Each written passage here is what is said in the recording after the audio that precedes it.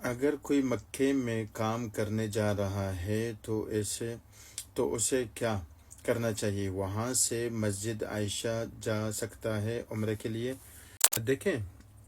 مکے میں اگر کوئی کام کرتا ہے یا کام کے لیے جا رہا ہے، عمرے کی نیت نہیں ہے فی الحال، تو کوئی مسئلہ نہیں، وہ چلے جائے، اپنے کام وغیرہ کر لے، ہفتہ 10 دن میں جب موقع مل جائے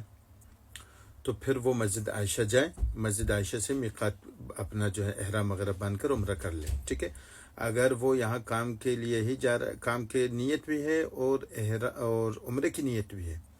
پھر اس کے لیے خطرہ ہے، مطلب خطرہ اس طریقے سے ہے کہ اس کو پھر ایئرپورٹ سے ہی مطلب اگر اس کی نیت یہ ہے کہ میں جا رہا ہوں، سب سے پہلے میں عمرہ کروں گا پھر کام کروں گا، تو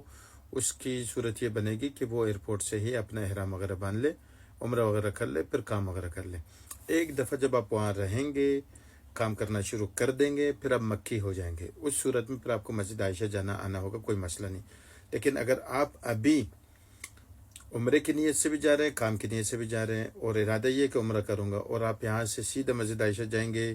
پھر اس کے بعد جو ہے نا اپنے کام پہ جائیں گے، آپ پر دم آئے گا، ایسے نہ کریں، ٹھیک ہے۔ دونوں صورتیں میں نے آپ کو واضح کر دی۔